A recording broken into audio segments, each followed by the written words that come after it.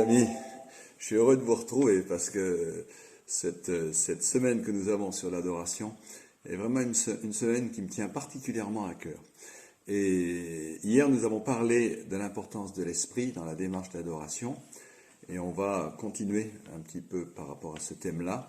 Je vais vous proposer qu'on prenne le verset dans 2 Corinthiens au chapitre 3 et au verset 18.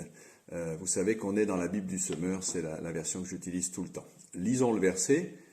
« Et nous tous qui, le visage découvert, contemplons comme dans un miroir la gloire du Seigneur, nous sommes transformés en son image dans une gloire dont l'éclat ne cesse de grandir.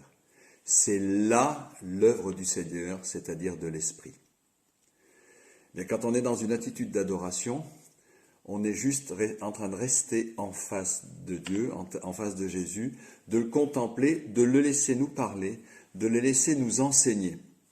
Et quand on est comme ça, eh bien, la seule chose qu'on a à faire, c'est de recevoir, d'ouvrir nos mains, d'ouvrir notre cœur et de recevoir. Et quand on reçoit, eh bien, cette lumière du Christ, elle vient en nous finalement. Et quand elle est en nous, alors on est maintenant bien armé pour pouvoir la relayer, pour pouvoir la transmettre à nos frères, la transmettre à nos sœurs.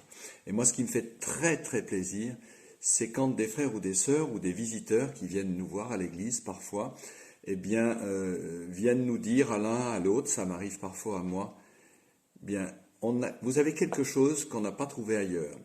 Et quand ça arrive, ça, ben, je dis vraiment, merci Seigneur, parce que grâce à l'adoration, grâce à ton image en moi, Seigneur, alors tu peux agir à travers moi comme un outil.